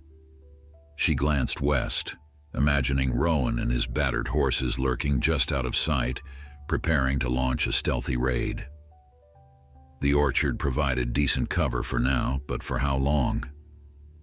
That evening, a handful of townsfolk met at the ranch. By lamplight, they worked out a plan. 2-person teams would patrol the outskirts while another duo kept watch near the orchard. Others slept in shifts, ready to respond if trouble arose. They all agreed to carry lanterns and horns for signaling. Although no one voiced it aloud, a fear lingered in every gaze that violence might arrive sooner than expected. As Rosalie bedded down in a hayloft corner, near enough to hear if Comet whinnied, she forced her eyes shut. Tomorrow, the real vigilance would begin. She reminded herself that together they had already repelled one threat. Yet she couldn't forget Lily's parting words about Rowan's cunning. Holding fast to the memory of Comet's unwavering courage, she prayed their watch would be enough. If Rowan dared to strike, she silently vowed, he would find the whole town ready for him. Breezes of early dawn whispered through the orchard as Rosalie rubbed the sleep from her eyes. She had dozed fitfully in the barn's hayloft, waking at every small noise. But morning had come, gentle and bright, with no sign of intrusion overnight. Nervous energy crackled in her limbs as she hurried outside, scanning for Mr. Thompson or the watch patrol. Despite the tension, a tiny spark of hope flickered in her heart. Perhaps Rowan and his crew had truly moved on. Perhaps Lily's warning, though sincere, would remain just that, a caution left unrealized. Yet caution guided Rosalie's every step, for she wouldn't let her guard down. She drew a breath, remembering how cunning Rowan was rumored to be, and pressed onward. Mr. Thompson was already out by the caretaker's hut, conferring quietly with two neighbors who had taken the night shift. Rosalie recognized Tomas and Esther, both carrying lanterns extinguished now that the sun lit their surroundings. Their expressions conveyed relief that no one had attempted a stealthy approach. The orchard, dew-laden and dappled with soft gold light, felt almost too peaceful. Rosalie joined them, patting Comet's neck when he nickered in greeting. She told Tomas and Esther about Lily's warning, ensuring they understood Rowan's potential to wait for the slightest lapse in vigilance. Nodding solemnly, they vowed to stay alert. Rosalie felt grateful for their readiness to help. This was more than just about protecting Comet. It was a stand against cruelty, intimidation, and fear. After thanking them, Rosalie led Comet around the orchard for a short walk, pausing whenever he lowered his head to graze. She admired how his burns were healing, though the old scar remained a stark reminder of past torment. With each step, her bond with the horse felt stronger, bound by adversity faced and conquered. She wished she could gift him carefree days, unmarked by the threat of men like Rowan. But for now, caution overshadowed every gesture of normality. As she circled back, she glimpsed Mr. Thompson kneeling by the hut's entrance, fiddling with a small metal contraption. He explained it was a makeshift alarm system, loose metal tied to the door. If anyone tried forcing their way in, a clatter would alert the watchers. Rosalie felt a measure of reassurance in these precautions. Nevertheless, the persistent dread in her chest refused to vanish. Memories of Rowan's mocking threat intruded on her thoughts. She pictured him lurking at a distance, waiting for the moment to strike. Once Comet was secured in the hut, Rosalie decided to help her parents at the rebuilding site. Lifting beams and hammering nails provided a brief respite from worry. She exchanged determined smiles with neighbors who also juggled daily chores with orchard patrol. The entire town had coalesced around a sense of shared guardianship. Even children, previously oblivious, now carried small buckets of water or fetched stray nails, proud to be part of a bigger cause. This unity was their best defense against a sly enemy. Midday arrived sweltering, draining energy from the workers, but they pushed on. Rosalie's mother, still recovering, organized supplies while resting on a wooden crate. Her father, drenched in sweat, carefully aligned boards for the new inn's framework. At intervals, Mr. Thompson or another volunteer would drop by with updates. Thus far, no sign of Rowan or his riders had been detected. Some speculated that maybe Lily had exaggerated Rowan's resolve, but Rosalie insisted they remain vigilant. She couldn't ignore the knots in her stomach whenever she replayed Lily's earnest warning. There was too much at stake. Though her arms ached from manual labor, Rosalie kept glimpsing toward the orchard's edge, scanning for movement. Comet's safety weighed heavy on her thoughts. Come late afternoon, she excused herself to revisit the orchard. The sun hung low, casting elongated shadows over the rows of fruit trees. Along the way, she spotted Mr. Thompson near the caretaker's hut, finishing a conversation with the local blacksmith Byrne. They both stepped aside, revealing two new additions: tall wooden posts staked at intervals around the perimeter, each hung with small chimes. Byrne explained that if anyone passed too close, the chimes might stir. It wasn't foolproof, yet it offered another line of warning. Impressed by their resourcefulness, Rosalie thanked them. She slipped into the dim hut to find Comet dozing, ears twitching whenever the slight breeze jingled the outside chimes. She gently ran her hand along his flank, murmuring how proud she was of him. Night drifted over the orchard faster than expected. The watch teams organized once more, assigning pairs for each segment of darkness. Rosalie volunteered to take the second shift from midnight until dawn. Though her parents protested, worried she wasn't resting enough, she stood firm. Comet was her responsibility, and she wouldn't hide from that. Reluctantly, they allowed her to stand guard. After an early supper of bread and soup, she found a quiet corner by the barn to catch a few hours of sleep. As she lay curled beneath a light blanket, her mind replayed Lily's words about Rowan's cunning patience. Could he be out there now, or was he miles away, plotting from some hidden campsite? The uncertainty gnawed at her like a slow, persistent ache. Midnight arrived in silence. Rosalie rose groggily, shrugging on a coat to ward off the damp chill. A thin moon glowed above, illuminating the orchard in silver. She grabbed a lantern but kept its flame low, not wanting to spoil her night vision. Stepping past the barn, she met Tomas, who was finishing his first shift. He reported nothing unusual, just the rustle of leaves and the occasional owl. Still, he cautioned, quiet nights sometimes preceded trouble. Rosalie nodded, hefting the lantern and heading for the orchard perimeter. One lap around, then she'd position herself near the caretaker's hut. As she walked, each chirp of crickets made her heart skip. The orchard seemed endless in the dark, shadows drifting between tree trunks like silent watchers. As she rounded the northern edge, a soft crunch of footsteps halted her in place. Carefully, she dimmed the lantern, pressing herself against a tree trunk. Her pulse thundered as she scanned the darkness. Then a figure emerged, a solitary silhouette creeping through the orchard's far row. Rosalie's throat constricted in fear. She debated calling for help, but she dared not cry out prematurely. She inched closer, mindful of twigs underfoot. The figure paused, head tilted, as if listening.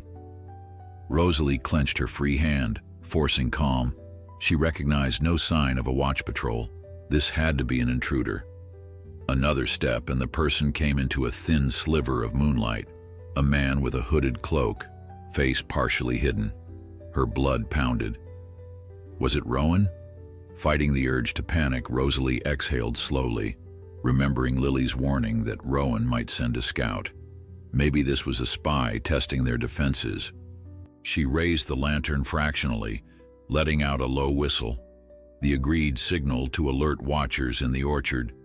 Within seconds, she heard soft rustling from behind, Tomas or Byrne responding to her cue. The intruder advanced, oblivious to Rosalie's presence. Each second felt drawn out. She weighed the risk of stepping forward, uncertain if he was armed. Then, from behind a row of trees, Tomas lunged into view, lantern in one hand, a sturdy branch in the other. The hooded figure swore and turned to run, only to find Byrne blocking the path. They had him surrounded.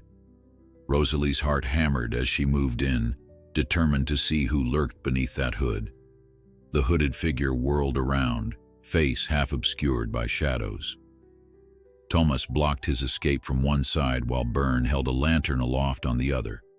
Rosalie approached cautiously, lantern flame flickering across tree trunks. Anxiety thrummed in her veins. If this stranger was one of Rowan's scouts, he might be armed. She swallowed, summoning courage, and raised her light higher. A sharp gasp escaped her lips when the man's hood slipped enough to reveal a weathered face crisscrossed with faint scars. "Who are you?" Tomas demanded, brandishing the branch. "Speak up before we raise the alarm." The intruder looked from Tomas's makeshift weapon to Byrne's solid frame, then to Rosalie, who stood behind them gripping her lantern. His gaze flickered with worry, as though he hadn't expected to be cornered so easily. In a low rasp, he said, "I'm no threat, I swear. I was only looking for food." He raised his hands, palms outward. "I heard there was an orchard here, and I've been traveling all night." Rosalie narrowed her eyes. At midnight, sneaking through the trees, that seems more than a simple hunger pang. She dared a step closer.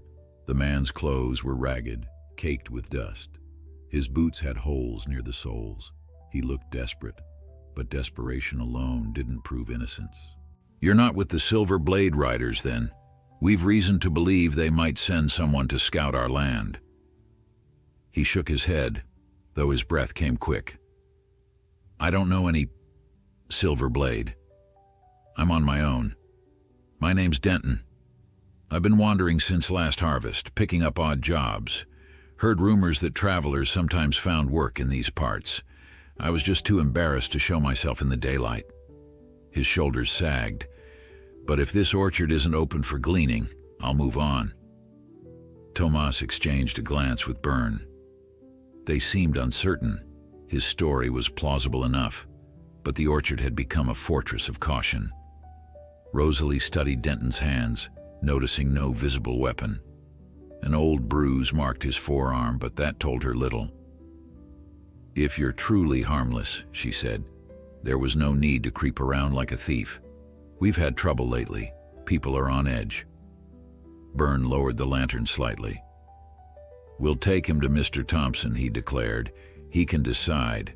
We won't let anyone wander here without explanation, especially in the middle of the night." Denton nodded, relief easing the tension in his brow. "Fair enough. I'll go quietly."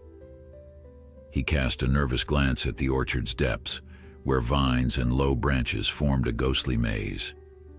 "You can keep that stick pointed at me if you like." Tomas grunted. "Let's go then." They guided Denton through the orchard, Rosalie following a few steps behind, still wary.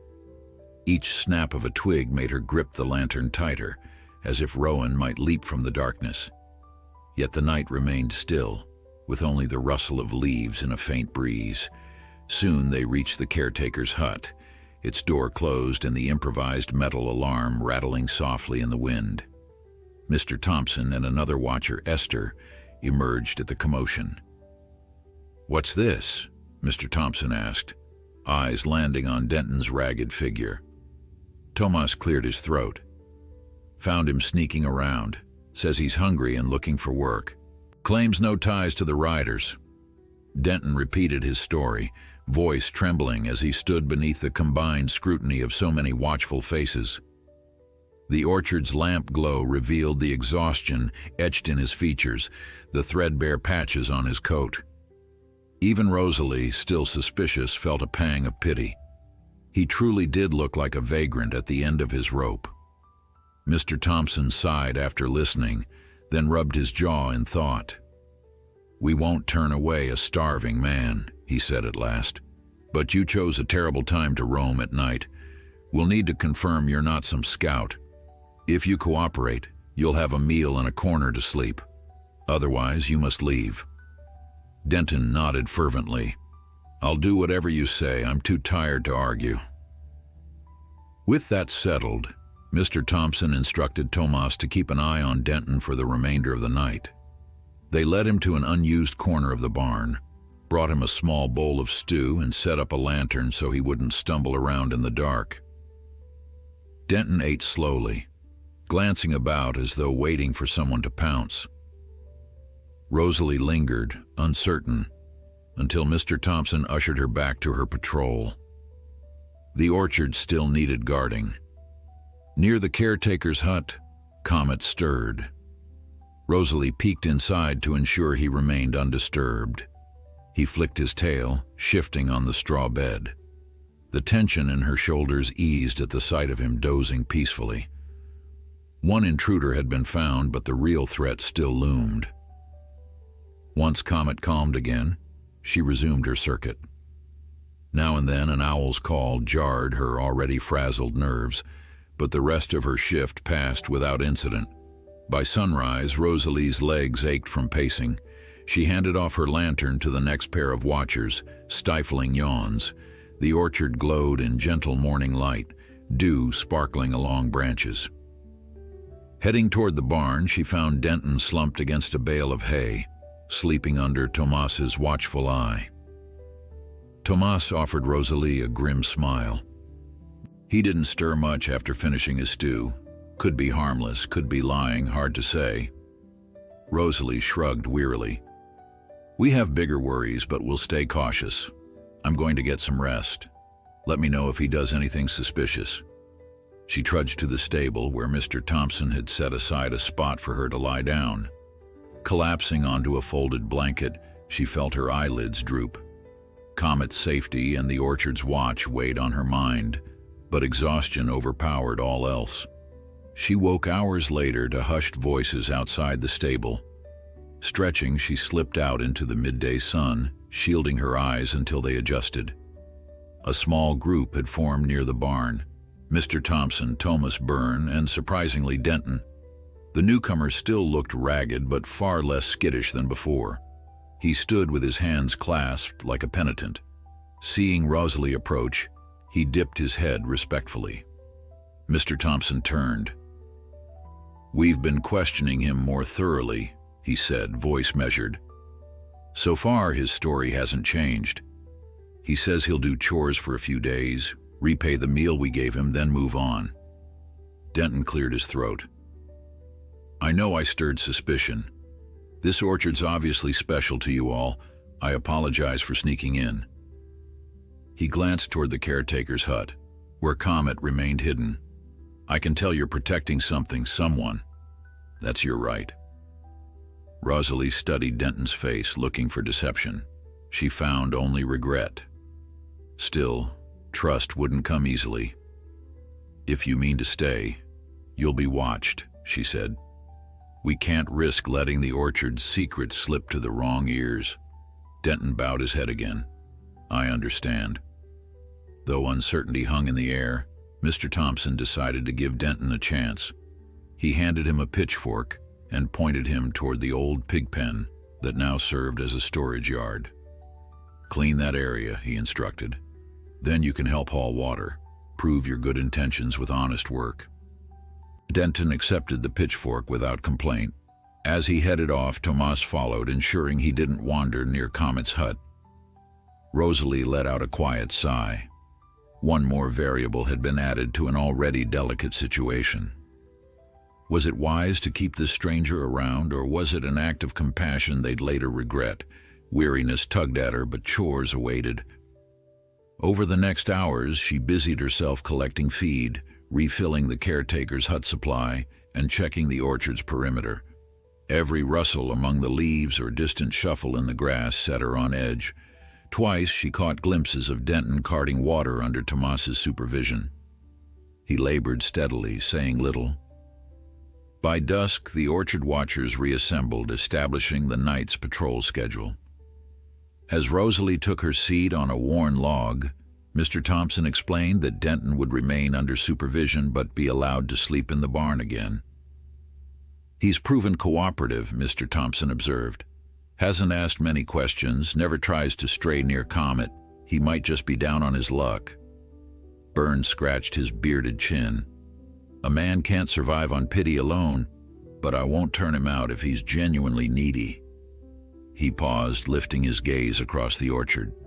"Still, we can't forget Lily's warning. Rowan might show up any day." Night fell once more. Lanterns dotted the orchard's edges. Watchers posted at intervals. Rosalie found herself partnered with her father for the second shift. He brought a short bow, just in case, though they prayed no violence was needed. The two of them strolled between rows of apple trees, the crisp scent mingling with the hush of darkness. Rosalie took comfort in her father's presence. She confided her misgivings about Denton, her lingering fears about Rowan. He listened patiently, reminding her that caution didn't mean cruelty. "Your instincts saved you more than once," he said. "Keep them sharp, but let your heart guide you too." Hours slipped by without disturbance. Around them, the orchard seemed asleep. A gentle wind brushed the leaves. Clusters of stars blinked overhead. Rosalie's father recounted small bits of local gossip to pass the time, occasionally pausing mid-sentence to check for unusual sounds. She had just begun to relax when a faint clang echoed in the distance, a metallic rattle that froze her blood. The caretaker's hut alarm. Her father's eyes widened.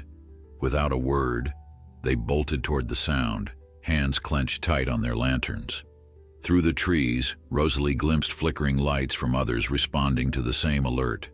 Adrenaline jolted her weary limbs. Was Rowan here at last? Had Comet been discovered? They burst into the clearing to find the hut's door ajar. The improvised alarm of loose metal had fallen, clattering on the ground. Before Rosalie could form a thought, Comet charged out of the hut, eyes wild with fright. A single shadowy figure stumbled backward, cursing. Lantern beams converged, revealing Denton standing there, pitchfork in hand, breathing heavily. He looked stunned. Comet reared up, hooves pawing the air, apparently furious. Rosalie's heart leapt to see the horse so agitated. "Denton!" Mr. Thompson roared, sprinting closer. "What are you doing near Comet?" Denton dropped the pitchfork, raising both hands defensively. "It's not what it looks like. I heard a noise, thought it might be a thief. I came to help."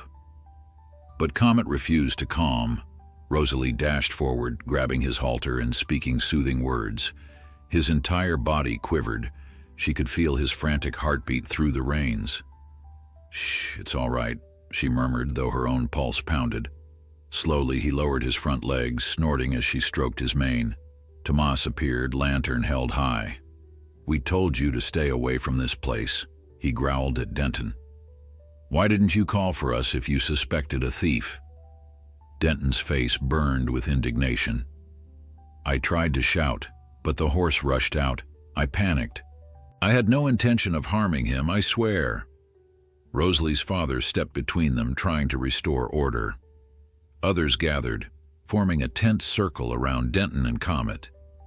The orchard lights flickered ominously, reflecting in Denton's wide eyes. Rosalie, still catching her breath, stared him down. "This timing is too suspicious," she accused. "Right when we're all braced for Rowan?" Denton opened his mouth to retort, then closed it again, pained realization crossing his features. "I was a fool," he admitted. "I thought I could be useful, prove my loyalty. Instead, I've just made everything worse." Some watchers looked unconvinced. Byrne clenched his fists, but Mr. Thompson intervened before tempers flared. "No one's injured," he said, "but that's enough for tonight. Denton, you're confined to the barn under guard until morning. We'll decide what to do with you then." A heavy silence settled. Denton bowed his head and let Tomas escort him away. Rosalie hugged Comet's neck, still trembling from the scare.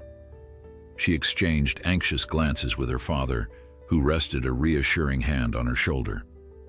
In the hush of the orchard, it seemed an even larger threat might be creeping closer. Was Denton truly innocent? Or had he been planted to sow confusion? Rosalie's mind spun with questions she couldn't yet answer. All she knew was that tonight's incident proved how fragile their defenses were and how desperately they needed to remain united for Comet's sake and their own. At dawn, exhaustion weighed heavily on everyone in the orchard, yet no one dared to relax. The confrontation with Denton had rattled them, leaving fresh uncertainties in its wake. Could a true spy have orchestrated such a disruption, or was it simply an unfortunate misunderstanding? Rosalie lingered by the caretaker's hut, lightly brushing Comet's mane. The horse had settled somewhat after the scare, but his ears remained half-cocked, as if waiting for the next alarm. Overhead, the sky was tinged with pale gold, but the orchard's hush felt like the pause before a storm. A sense of deeper danger hovered, intangible, yet undeniably present. She recalled Lily's warning, Rowan's sly threats, and Denton's suspicious actions, all swirling in her thoughts. Everything pointed to a storm yet to break. Tension lingered. Inside the barn, Denton stirred from restless sleep, wincing as he rose to face another day of wary stares. Mr. Thompson greeted him with measured politeness, handing him a small cup of coffee alongside a chunk of bread. Despite the tension, the town wasn't cruel. They would feed him, but not trust him yet. Denton gazed around, shoulders slumped, as though realizing how tenuous his acceptance was. Rosalie, arriving to check on Comet, paused in the doorway. She felt torn between compassion and caution, thinking of how easily fear could blind them all. Nonetheless, every question about him remained unanswered. Why wander at midnight? Why choose their orchard above all others? For now, they could only watch and wait. The dread of Rowan's possible return overshadowed every breath, demanding vigilance. Denton spent the morning hauling buckets of water to the orchard's perimeter, supervised by Tomas and Byrne in alternating shifts. Despite the unspoken suspicion, he obeyed every instruction, rarely speaking unless spoken to. Some villagers cast sidelong glances at him, recalling how quickly trust could be betrayed. Others, noticing his exhaustion, wondered if perhaps his story was genuine. Meanwhile, Rosalie helped her father reinforce a fence near the orchard's south edge, her mind never straying far from thoughts of Comet or Lily's dire warning. She found herself scanning the horizon for any glimpse of riders approaching with ill intent. Each gust of wind rustling leaves set her heart pounding, as if Rowan's threat lingered just out of sight, coiled and waiting to strike. By noon, sweat weighed heavily on everyone. Throughout the afternoon, the watchers maintained their patrols, rotating positions so no one stood guard too long in the sweltering heat. Denton, true to his word, continued laboring under supervision, carrying planks and shoveling gravel with grim determination. No sign of Rowan or his riders appeared, yet no one felt safe dropping their guard.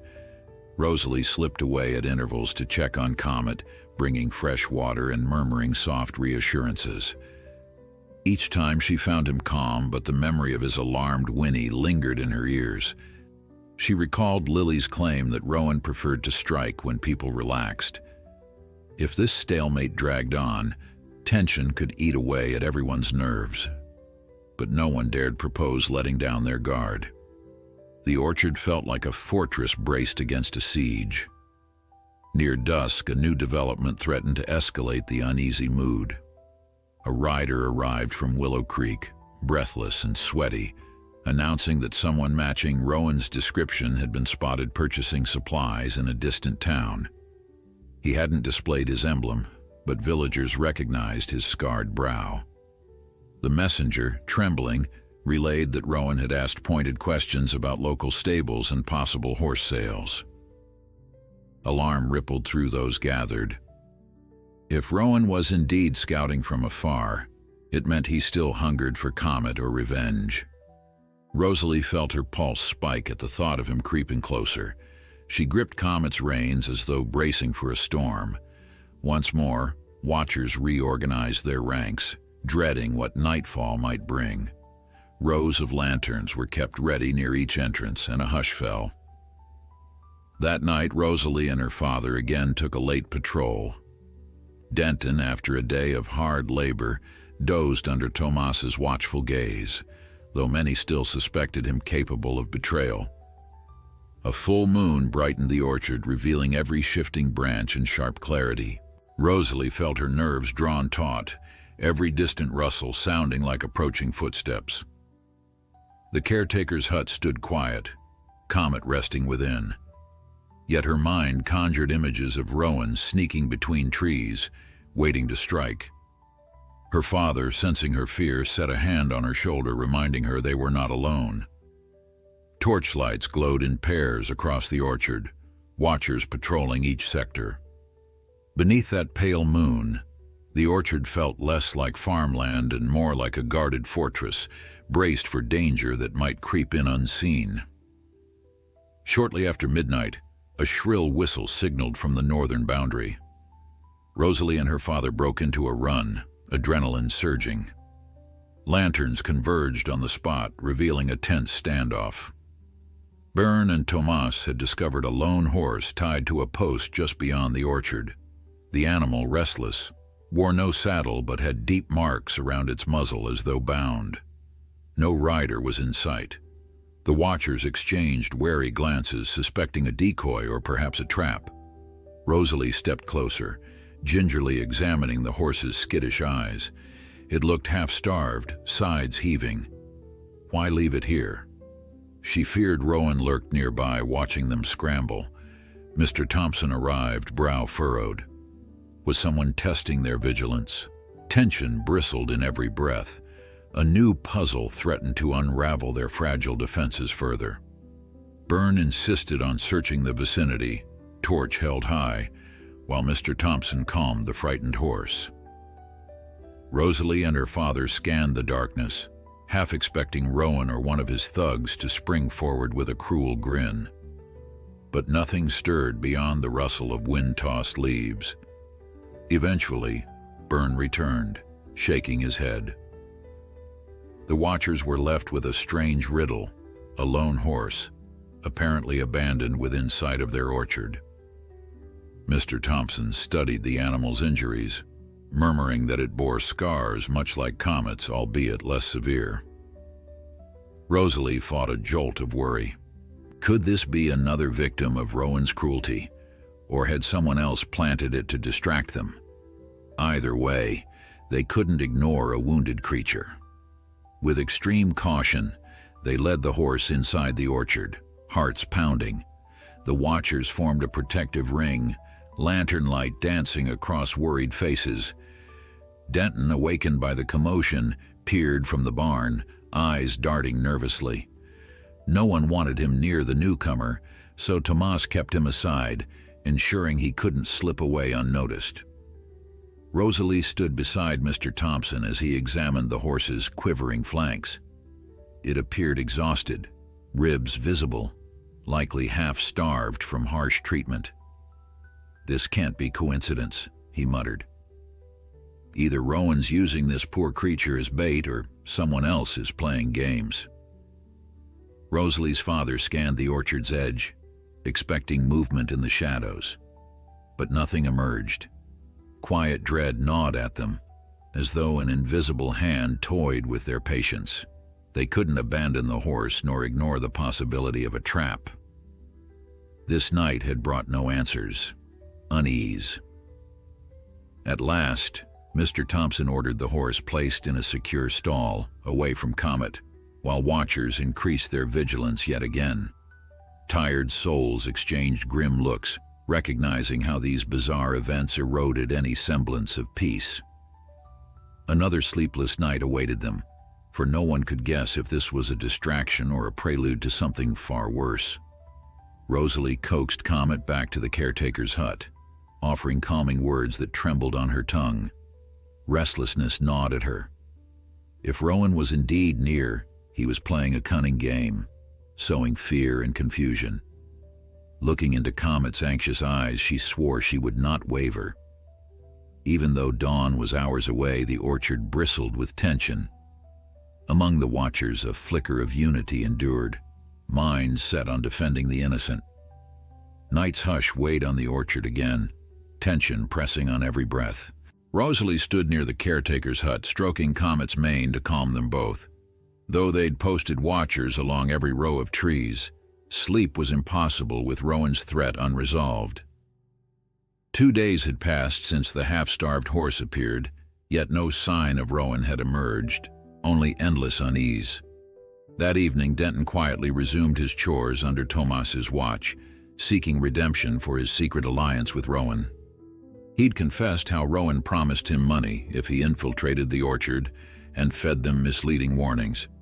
Yet Denton claimed his conscience rebelled after witnessing the townspeople's genuine kindness, prompting him to abandon his deceit. Rosalie, uncertain, struggled to forgive him. Still, she sensed a spark of sincerity in his remorseful eyes. At dusk, watchers took positions, lanterns bobbing among the orchard's silent rows. Rosalie, unable to rest, stood guard near Comet, scanning shadows for any movement. Moonlight washed the orchard, turning leaves silver and making each rustle seem ominous. When faint hoofbeats echoed from the western edge, her heart lurched, recalling Lily's dire warning. She signaled Tomas and Byrne, who raced forward with raised lanterns. A single rider emerged, gripping a lathered horse, face obscured by a hood. Rosalie's stomach twisted, expecting Rowan or one of his crew. Byrne shouted for the rider to halt, but the stranger turned to flee. Tomas intercepted, seizing the horse's bridle before it could bolt. In the lantern glow, the rider proved to be a trembling young man, eyes flicking with terror. He stammered about escaping cruel masters, swearing he wasn't part of the Silver Blade Riders. Reluctantly, Baron led him aside for questioning, but fear gnawed at everyone. Was this genuine or another distraction? Rosalie returned to Comet, who snorted anxiously, ears pinned. She whispered soothing words, recalling how he'd once braved flames to save her. His courage fueled her resolve to protect him now. Moments later, a cry rang out deeper in the orchard. Rosalie and Comet darted toward the sound, joined by watchers brandishing torches. There, beneath knotted branches, stood Rowan Cole, scar glinting in the flicker of firelight. He smirked at their alarm, two of his henchmen gripping ropes and a net. "So this is your grand defense?" Rowan sneered, eyeing the assembled townsfolk. Rosalie's father stepped forward, bow in hand, voice steady despite tension. "Leave now." Rowan shook his head, scanning their determined faces. "Not without my property." Comet tossed his head, nostrils flaring as though recognizing the threat. Rosalie clenched the reins, heart hammering. Rowan's men inched closer, net extended, ready to snare Comet at any opportunity. Mr. Thompson raised his lantern, illuminating Rowan's cruel grin. "We know what you've done to horses," he declared, "and we'll never surrender Comet to you." Rowan rolled his shoulders, glancing around for weaknesses. He noticed Denton among the watchers and snarled, "Traitor." Denton paled but stood firm, pitchfork gripped in trembling hands. "No more lies, Rowan," he managed. "These people showed me mercy. I won't help you again." Tension coiled, watchers forming a protective arc around Comet. Rosalie's father raised the bow, arrow poised. "We outnumber you," he warned. "Leave or face consequences." Rowan's smirk faltered, yet he refused to back down. His henchmen stepped apart, circling to flank the group. Byrne bellowed for watchers to tighten ranks, torches bobbing in tense synchronization. Rowan edged sideways, searching for a gap to strike. Comet pawed the ground, ears pinned, remembering the man who once tormented him. In a swift motion, Rowan lashed out with a whip, trying to scatter the watchers. Rosalie gasped as the whip cracked inches from her father's shoulder, but the townsfolk stood firm. A furious scuffle erupted, Rowan's men rushing forward with ropes while watchers thrust torches and clubs to repel them. Comet reared, squealing in alarm, nearly toppling Rosalie. She clung to his neck, guiding him away from the flailing ropes. Mr. Thompson and Byrne blocked Rowan's path, forcing him back with unwavering solidarity. Denton sprang to help, jabbing his pitchfork at a henchman who tried to snag Comet's bridle. Shouts rang through the orchard, steel clashing with wood, though no lethal blows landed. Rowan shouted, "Take the horse," but the watchers fought with fierce resolve. Comet bolted sideways, narrowly dodging a loop of rope. Rosalie coaxed him to calm, refusing to let fear paralyze her. Time stretched as the orchard flickered with chaos, faces lit by torchlight, hearts pounding. Gradually, the watchers pressed Rowan's men back, shoving them from the caretaker's hut. When Rowan realized they could not breach the defensive line, he snarled in frustration. "Retreat," he barked, hate burning in his eyes. His crew staggered away, battered and panting, stumbling between trees under an onslaught of defiance. Rowan paused, meeting Rosalie's gaze with cold fury. "This isn't finished," he muttered, voice echoing among the rustling leaves. Then they vanished into the orchard's darkness, pursued for several yards by the most fearless watchers. But Rowan knew the land well enough to slip away. At last, the orchard fell silent except for ragged breaths and Comet's frightened snorts.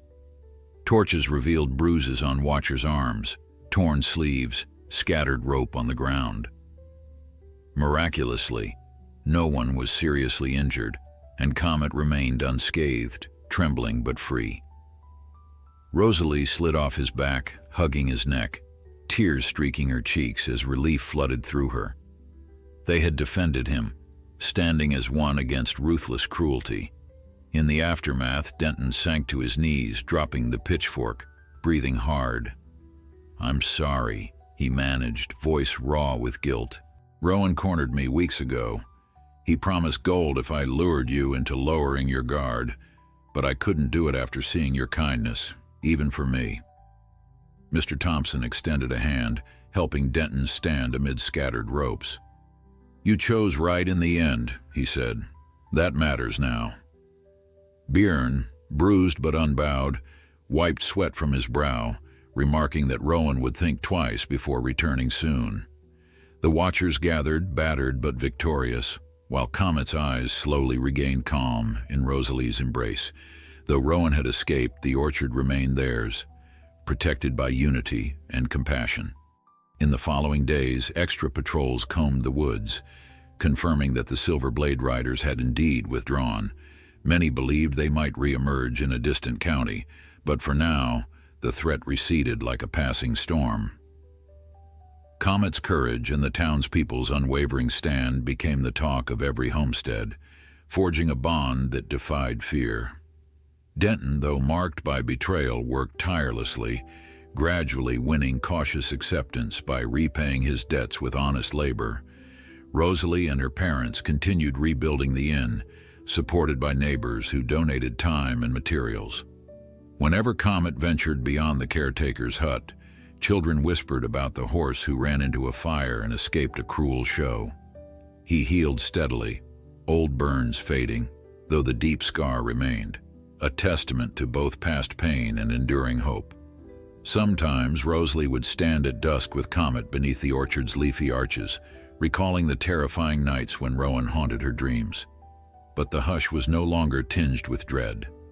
It was the peace of a place saved by loyalty, where sacrifice and unity protected those too vulnerable to speak for themselves. Within that orchard, adversity had tested them, revealing the courage of a single horse that rescued a girl from flames and the strength of a town that refused to yield to cruelty. At last, Rosalie could breathe easily, content that their vigil had succeeded. Comet, free now to graze under the sun without fear, embodied their shared triumph. And though the horizon might forever hold distant threats, they had learned that standing together was enough to protect the innocent. High above, the sun broke through orchard leaves, casting light over a haven.